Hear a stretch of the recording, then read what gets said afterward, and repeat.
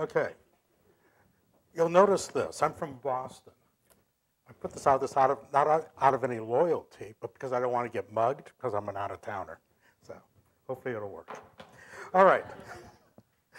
Okay. So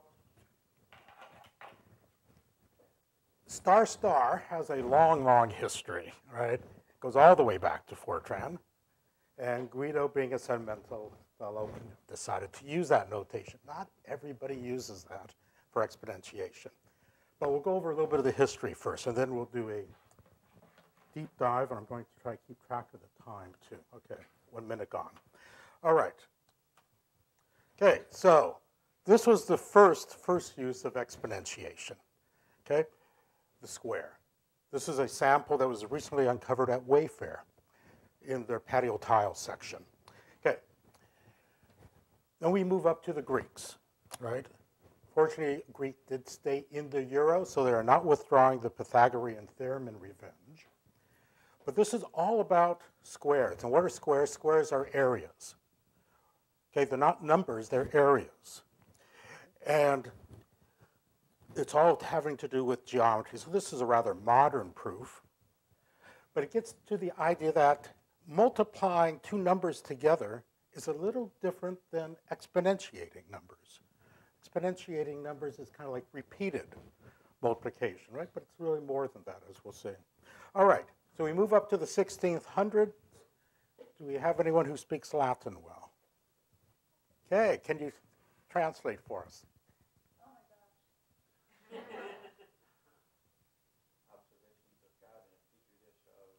gosh. Okay, what is this about? Why was this worth $1 million? And why did it take 350 years to solve? Solved in what? The mid-90s by Andrew Wiles. Yes, exactly. So here we see cubes into two cubes and squares of squares, odd and infinite, and can't be solved, right? So this is the general problem. It's one of exponentiation. At the quadratic case is easy, everything else is hard. And as we can see, Fermat was a very cool dude, kind of a Johnny Depp kind of fellow. And he didn't really use this sort of notation. He used all that language. So we've all heard of the Zen of pi. Have you heard of the Zenzik of pi? Real word, real word. You can find it on the internet. It is the 8th power of a number, being the 4th power of the square of a 4th power. If you decompose this, you think camel casing is hard? Try this. Okay, so here we go, 1557. Okay, so now we move up into the 20th century, back to my home turf. When I hear about big data and Python not being fast enough, I kind of remember back to my starting days when multiplication and division were done in software, not in firmware or hardware. So it was slow. It was code that was written just to multiply and divide. My first computer, there's mom in the kitchen tending to the hot printer. Over here we have the CPU. Here we have disk drives. Here we have the flashing lights that we're all so fond of. This is the input device here. This is the output device there, all air-conditioned, subfloor. How much storage do you think we had memory? 12,000 bytes. That's it. And we were solving triple integrals with that. Slowly, but we were solving them. Okay, and you'll notice that FORTRAN was very cool because it resembled the language of mathematics, right? It was the early version of NumPy, and now SciPy. So, a little blah, blah here, and we look here at, we can have, there we go, 12,000 bytes, that's all you had. Total for the entire program. But you could, let me back up there. You could have numbers that are 20 digits long if you wanted to. One of the very cool things about FORTRAN about the 1440 is it didn't have fixed word lengths. It had a variable word length. So numbers were literally just strings of BCD, binary coded decimals. 6 bits, you could represent all 64 then BCD characters, now ASCII, in those 64 bits, and numbers used up 4 bits, 0 through 9, those 4 bits. And so if you had a number that was 257, you would literally represent it as 257. It's like doing operations on string numerics. Now we'll come back to that when we look at the decimal module, which is preserving precision and saying, well, we don't really want to do things in binary, we want to do it in decimal. All right, so operations, you could do integers right over here to an integer power, real numbers to an integer power, blah, blah, blah. It all worked very well, if slowly. And if you happen to want to take a real number to a real power, all of a sudden you went into hyperspace. You had to call a function that would take a logarithm and then call a function that would do the exponentiation, the exponential function for you. As you can imagine, this is not a simple operation. It's really of a different flavor than plus, minus, times, divide. Much more complicated. All right. So in Python, what can we do? We can do ints to ints, real to ints, complex to ints, any of those to real powers, any of those to complex powers. There's some mathematical quirkiness you have to worry about. But you can't do a tuple or a list to int. Those of you who went to the matrix, the @sign talk, right? You can't really use lists or strings. It's not built in. It's built in for numerical matrices, right? That's the idea. Special. But you can do Boolean exponentiation, right? If you really want to, you get this very funny truth table, but it will work. You can take true to the true power if you really want to. Okay? It's a highly unutilized feature, as it turns out. All right. Now, exponentiation also goes by lots of other names. Square root, right, to the half power. E to a given power. Logarithm is just kind of that inverse, that kind of behavior. It's kind of like the divide to multiply, to subtraction to. And then you can also do things like bit shifting. For things that are powers of 2, right, power of 2, you can just sort of move to the left, move to the right. But now you have to know what the underlying representation of the numbers are. Okay, and then we have this star equal, if you want to do a little replacement. Good.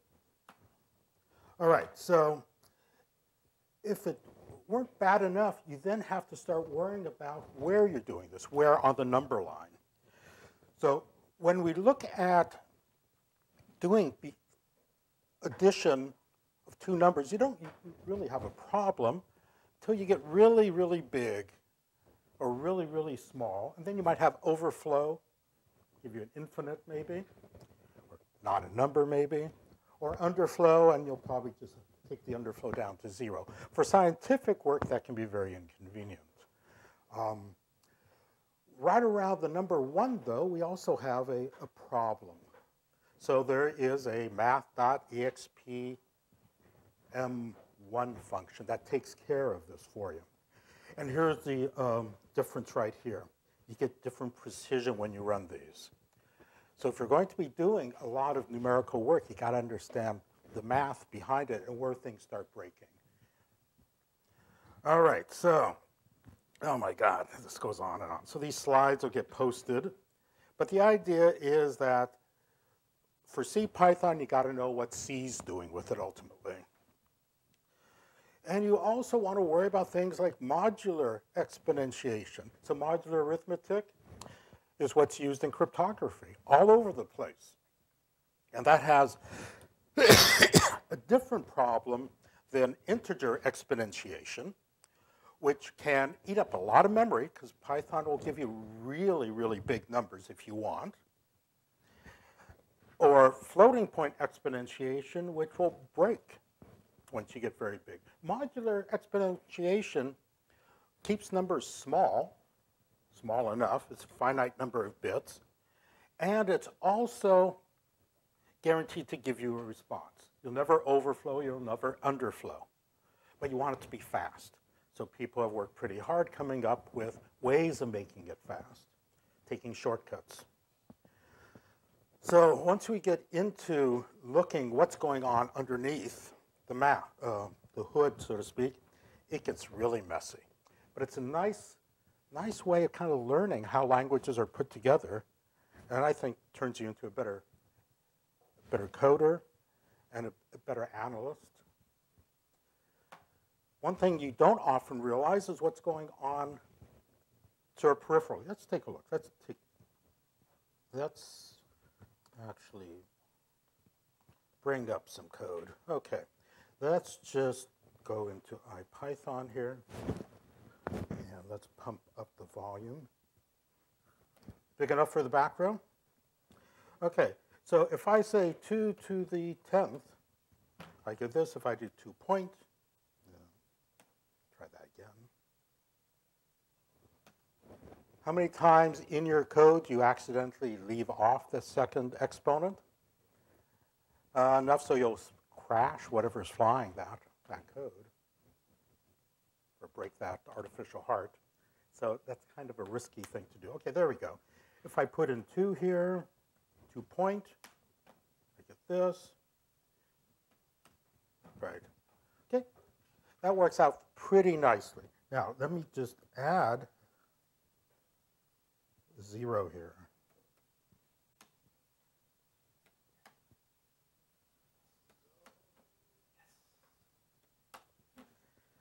Okay, so Python is not slow in this case. It's just kind of like lame. But let's be kind. Let's actually take a look and see what's causing the problem. That was fast. That was slow. What's causing the problem is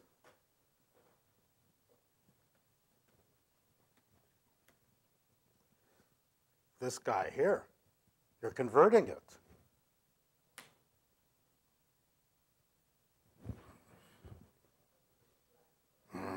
Yeah, there we go. All right, so let's just do a time it on this.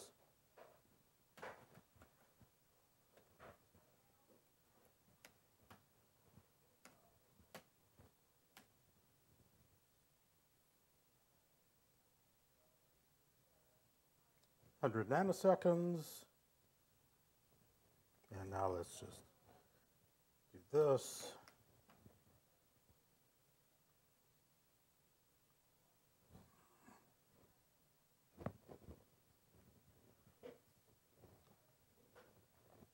Let's see, how many loops did this do in the meantime? 1, 2, that looks like 10 million, I think. Yeah, this is kind of discouraging here. Oh, there it goes. Did 1 loop. 5 seconds. All for the pleasure of being able to print something out. So every time you print something out, a big number, what's it doing? It's converting it from binary to decimal. So it's having to figure out what power of 10 is kind of close to what power of 2. All right, so if that's not bad enough, let's do this. Let's put a decimal point here. Yeah. Now, this is the irony of floats. Floats were originally designed to take care of the problem of integers not being big enough. So you would give up some precision in order to get magnitude. Python kind of turned it on its head very, very generously. It lets you have numbers as big as you like, but now you can't use them as floats. If I try to, let's see where it breaks. Oops. Oh dear. So what's going on here? Well, if we look at the exponent, right, if I take 10 to the 308th power, oops.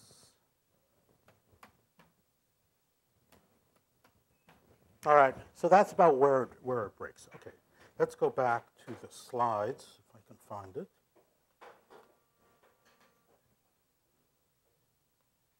We're going to move really quickly here. Okay.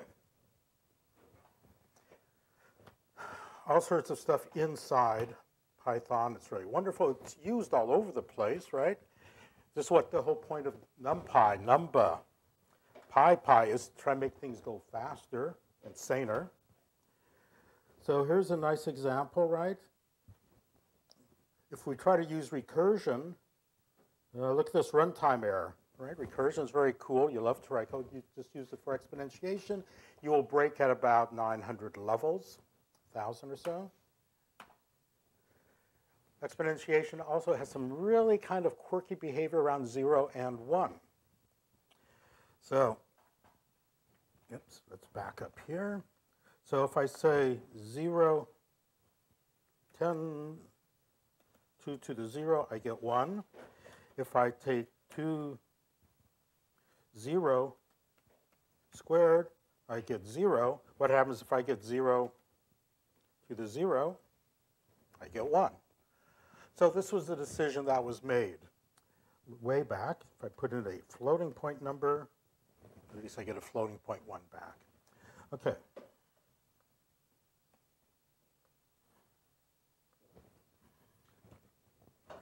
With square roots, we have new problems too. Let me do this thing here. Okay, always good to kind of play around with the underlying code. Okay, so here it is for you. You import this, you define something, here I just stuck in an A star star B so we can separate it from the return easily. And you can see, okay, there's something called binary power. And that's about all the help you get from this. If we,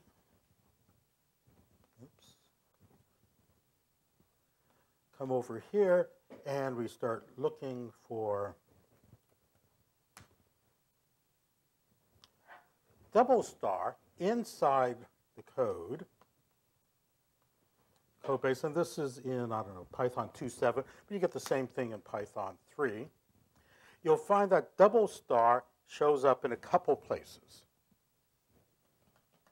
There's a lot of code inside of Python, lots of code.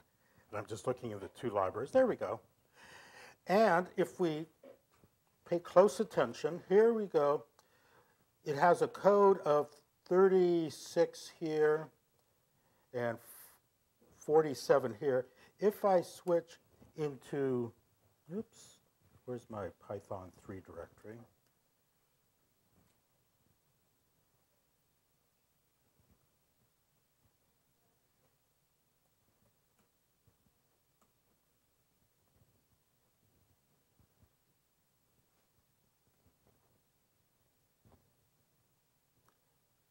And I look for it again, you'll see that it actually has a different code value. So now you have to be a little careful, right, between the two versions of Python. Even something like exponentiation, which is going to take a while here, sadly.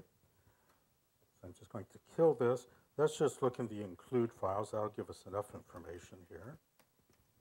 There we go. We can see double star is equal to 35 here, and 46, and if we go back over here and do the same thing, there we go, 36 and 37. So this gets me curious, and I start going down another rabbit hole, which I'm not going to do right now. But this is what happens when you take a very simple concept like exponentiation and move forward. Okay, we are going to move exponentially quickly here. Okay, so factorials. Kind of like exponentiation, right? Except they break. They break because they take a lot of time, and also they have the same problem. So we have this nice formula which gets us back to exponentiation. You could try caching numbers. That's all doing memoization. That's a way of saving time. You could certainly do powers of 2 up to, say, 1,000 or so. But anything else starts getting tricky. If you really want to get smart, you start looking at what the IEEE interchange formats are. Now, Fibonacci. This is one of the classic recursion examples that you're given, right? Fibonacci sequences, you just take 0 plus 1, you get 1. Then 1 plus 1, you get 2. 1 plus 2, you get 3. 2 plus 3, you get 5, right? You get rabbits that way. Well, it actually turns out to be much faster just to use the exponentiation formula right here, if exponentiation is fast enough. So here we go. Looking at the question, if you wanted to solve this question, what are you going to do it in? Well, let's see. We got 45 slides to do in about 45 seconds, so bear with me, okay? All right. So first of all, for square roots, you have the same problem as you do with exponentiation. You can get underflow, right, and overflow. If I'm taking two sides of a right triangle that are 10 to the 308th power, when I square it, I get 10 to the 600th power, boom, dead. By using this algorithm, which is built into Python, the hypot function, you can deal with really large and really small, because on the other side, you don't want your 10 to the minus 308th to go to 0. That's not good. Your code will still run, but 0 is really a bad number when you're dealing with physical entities. Okay. So here's part of the problem right there. So if you want to do a cheap logarithm, you can actually just count how many bits your number takes up. If you know the length of your number, if I say 10 to the, if I have a 300-digit base 10 number, you know the logarithm base 10 is going to be 300, right? So the same thing if you're working with binary. You just take the length of the number. You don't have to calculate the logarithm. You can estimate it pretty darn well. Okay. Now, there's also this whole notion of denormalized numbers. Numbers that are too small, you can play with them, and you can actually do this inside of Python if you want. Okay, where else? Factorial. Let's take a look right here at some of the C code, and that will be it. Here we go.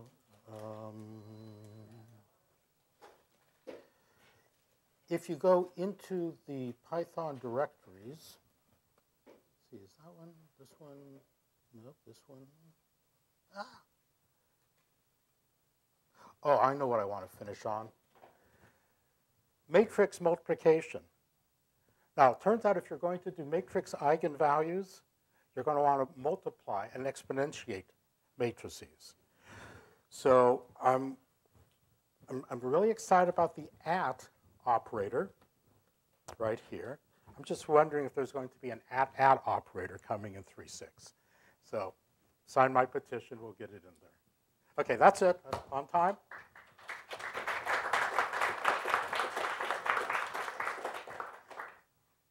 Okay, comments, complaints. I think we got like